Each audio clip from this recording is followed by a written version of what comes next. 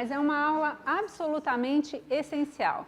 É absolutamente essencial que vocês entendam o que a gente vai estar discutindo hoje.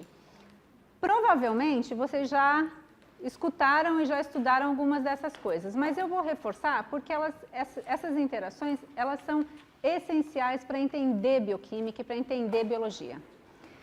Então hoje a gente vai estar falando de água, ligações de hidrogênio, interações inter e intramoleculares, e todas as figuras da aula de hoje saíram desse livro e no final eu referencio o capítulo. Bom, então, por que a coisa mais importante que eu acho que a gente tem que aprender é sobre água, para entender biologia?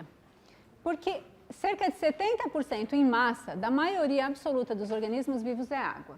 Então, não só é a mais importante, como é a mais abundante. E o princípio da evolução abiótica e da evolução biótica aconteceu em sistemas aquosos.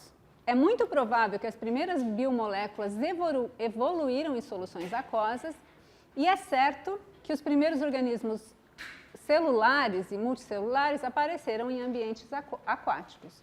Foi muito adiante na evolução biótica que os primeiros organismos terrestres começaram a aparecer. Então, durante muitos milhões de anos, só existia vida em ambientes aquáticos. E apenas um número muito reduzido de organismos, dos quais a maioria são bactérias e árquea, resiste à desidratação de mais de 50% do volume normal de água. Ou seja, se você perder 50% do seu volume normal de água, você morre. E não precisa ser 50%. Se você perder 20% da quantidade normal de água, se uma célula desidratar em 20% da quantidade normal, isso já inibe significativamente o metabolismo. Uma diminuição de 30% dos níveis normais completamente para o metabolismo celular da maioria dos organismos. Tá? Então, tirando essas pouquíssimas espécies que a gente conhece, que são resistentes à desidratação, a maioria absoluta dos organismos vivos, tanto os unicelulares quanto os multicelulares, são extremamente restritos quanto à quantidade de água. Se a quantidade de água no citosol variar um pouquinho, o metabolismo já está inibido. Isso diretamente já dá uma informação muito importante para a gente. Água é essencial para o metabolismo. Então, a água deve ter algum papel químico nessas reações que compõem o metabolismo dos organismos vivos. Então, o que isso pode ser? Então, vamos começar a olhar um pouquinho para a água. Todo mundo sabe que a água é o H2O, o famoso H2O. E aqui a gente tem um modelo de Sticks e um modelo de Ball. E o que é interessante a gente olhar? O que a água tem de interessante? Ela tem de interessante que o fato de o oxigênio molecular, do oxigênio, ser muito mais eletronegativo do que o hidrogênio, os elétrons, nas ligações, eles tendem a ficar mais próximos do oxigênio do que do hidrogênio, certo? Então, isso cria polos elétricos. Então, a água é um dipolo elétrico, em que, perto do próton, que é o núcleo do hidrogênio, a gente tem uma carga parcial positiva, enquanto perto duas cargas parciais positivas, enquanto mais perto do núcleo do átomo de oxigênio, a gente tem duas cargas parciais negativas. Então, o que isso faz? Qual que é o resultado dessa característica da água ser uma molécula dipolar? É que ela pode estabelecer interações com outras moléculas que têm característica polar. E a principal interação que ela estabelece é essa interação que a gente chama de ligação de hidrogênio, que é uma interação eletrostática entre o dipolo positivo e o dipolo negativo, o polo positivo e o polo negativo. Tudo bem? Então, todo mundo entendeu o que é uma ligação de hidrogênio? É uma interação eletrostática entre uma porção da molécula que é mais negativa e uma porção da molécula que é mais positiva. É uma interação eletrostática. Agora, é uma interação forte? Não é uma interação forte, é uma interação fraca. Aqui a gente vê, por exemplo, a energia de dissociação de uma ligação de hidrogênio é de 23 kJ por mol. Se a gente comparar isso com a energia de dissociação de uma ligação covalente, da ligação oxigênio-hidrogênio, que é uma ligação covalente, é uma ordem de magnitude menor. Nesse caso, é de 470 kJ por mol. Além disso, a distância entre os átomos é maior do que numa ligação covalente.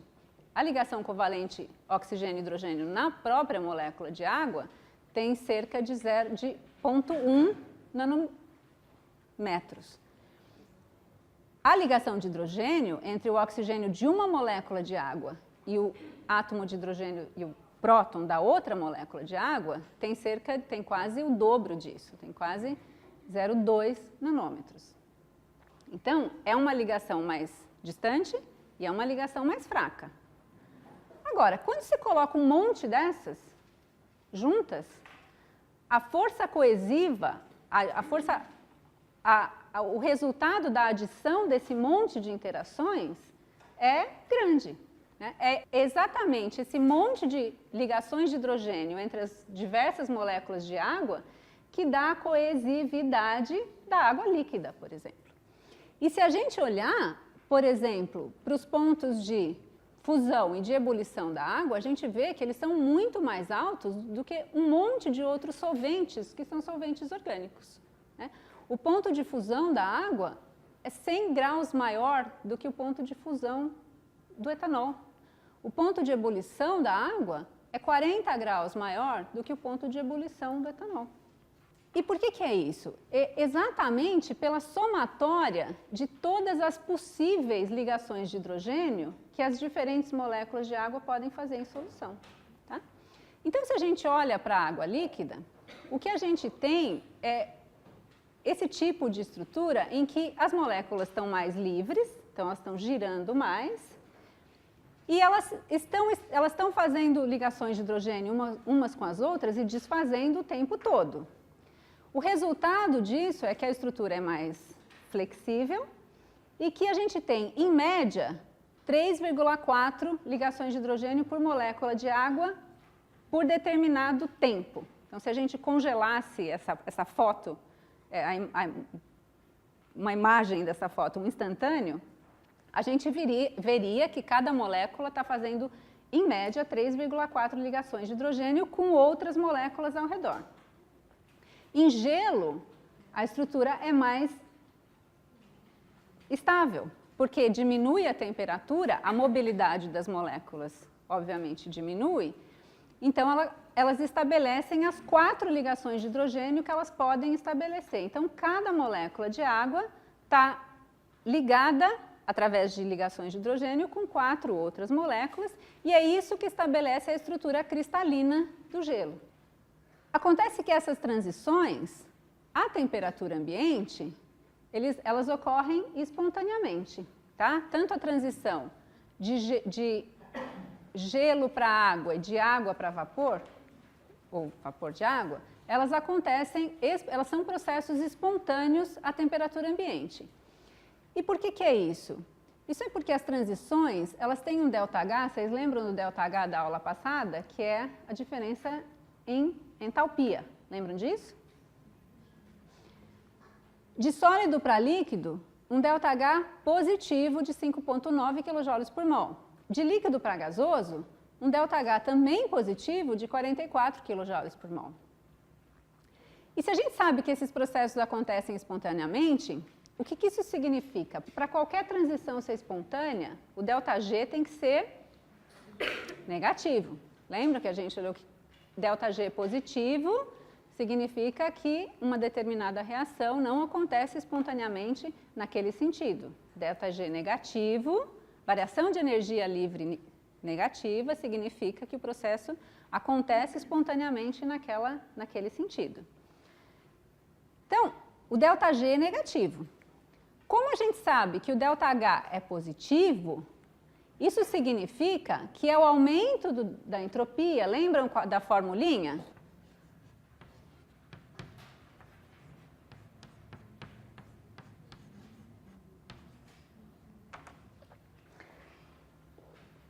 se o ΔG é negativo e a gente sabe que o ΔH é positivo, isso significa que é um aumento significativo da entropia, que é o ΔS, que vai implicar que essa transição seja termodinamicamente favorável.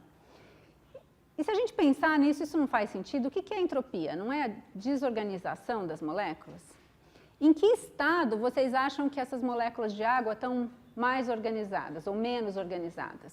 No estado sólido, em que elas estão todas em planos. No estado líquido, em que elas estão com uma certa mobilidade, fazendo e desfazendo ligações de hidrogênio o tempo todo. Ou no estado gasoso, que nem está aqui, em que elas estão com mobilidade muito maior e agora não estabelecendo ligações de hidrogênio, porque elas estão mais distantes umas das outras. No gasoso.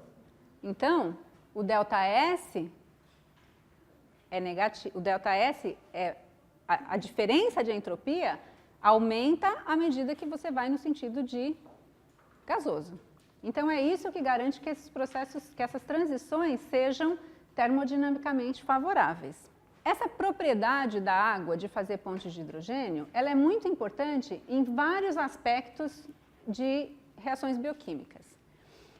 E ela é muito importante porque essa característica permite com que a água faça pontes de hidrogênio não só consigo mesma, mas com outras moléculas que também tenham polos elétricos.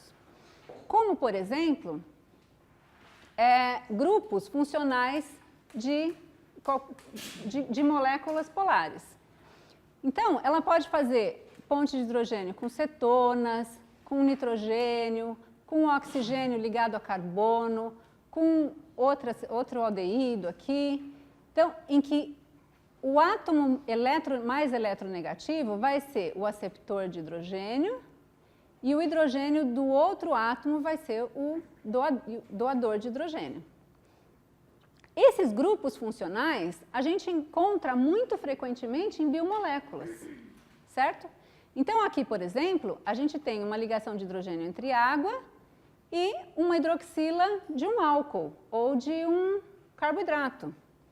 Aqui a gente tem, por exemplo, uma ligação de hidrogênio entre água e uma cetona de um intermediário metabólico, como, por exemplo, a molécula do ciclo de Krebs.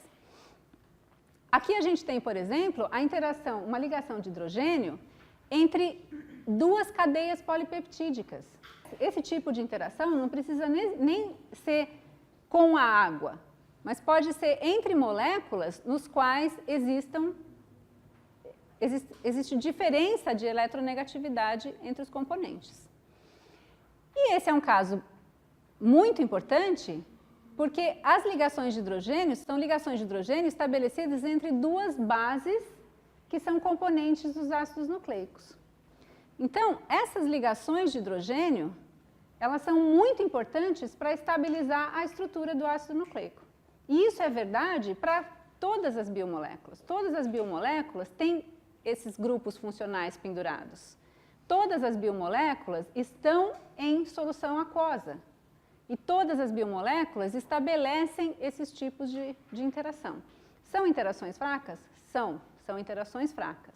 Mas no momento em que a gente começa a pensar nessa situação aqui, em que a gente tem ácidos nucleicos com números de bases da ordem de milhões, bilhões, trilhões, a gente começa a somar as energias de cada uma dessas pequenas interações fracas, a interação da molécula em si começa a ficar significativa. As forças de interação na molécula começam a ficar significativas, tá? E a gente, na verdade, na aula passada, eu acho que eu discuti um pouquinho isso com vocês, que isso também resulta, o fato dessas interações serem fracas, também é importante para que exista maior plasticidade molecular, porque essas interações são quebradas com certa facilidade. Então, uma interação desse tipo, se fosse uma ligação covalente, você tivesse dois polipeptídeos ou duas proteínas covalentemente ligadas, o tanto de energia que você precisa dar ao sistema para quebrar essa interação é muito maior do que o que você precisa dar ao sistema para quebrar uma ligação de hidrogênio. Eu já mostrei para vocês essas diferenças aqui, né? Então, isso significa que, num contexto de uma célula, por exemplo, se esses dois polipeptídeos precisam ser desligados um do outro, é muito mais fácil, do ponto de vista energético para a célula, quebrar uma ligação de hidrogênio do que quebrar uma ligação covalente, certo? Então, isso aumenta a plasticidade das interações moleculares. Bom, então, a água é polar, pode formar ligações de hidrogênio com outros grupos polares, e o resultado disso é que a água pode solubilizar outras moléculas com grupos polares. E o que são grupos polares e apolares que a gente comumente encontra em biomoléculas? Então, comumente, grupos polares são hidroxilas, carboxilas, aldeídos, cetonas, ou seja, são grupos em que os dois átomos envolvidos na ligação covalente têm eletronegatividade muito diferente. O que é bastante diferente da ligação carbono-hidrogênio, em que os dois átomos têm eletronegatividade parecida. Então, moléculas que têm cadeias de carbono e hidrogênio não têm alta polaridade. Então, as moléculas polares têm esses grupos, e moléculas que têm longas cadeias de carbono e hidrogênio, elas são moléculas apolares. E daí existe uma outra categoria de moléculas que são muito abundantes também em sistemas biológicos, que tem uma porção da molécula que é apolar e tem uma outra porção da molécula que é polar. Então, aqui a gente tem exemplos clássicos, por exemplo, essa molécula chama fosfatidilcolina, tem um nome feio, mas ela não é tão feia assim, mas ela tem longas cadeias de carbono e hidrogênio, ou seja, tem uma porção que é bastante apolar. Só que aqui nessa porção da molécula, olha, tem umas cetonas, tem um fosfato, tem uma amina, então tem um monte de grupos funcionais que apresentam polos elétricos e, consequentemente, podem fazer o que a gente está falando até agora? Ligações de hidrogênio com água e com outras moléculas que também têm grupamentos polares, né? E também a água pode solubilizar íons, né? Exatamente por fazer interações eletrostáticas, da mesma maneira.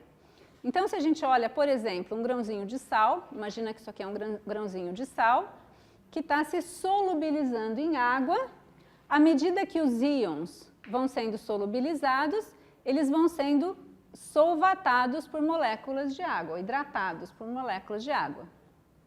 Então, um íon positivo vai fazer interações eletrostáticas com o oxigênio, porque é o polo que tem carga negativa.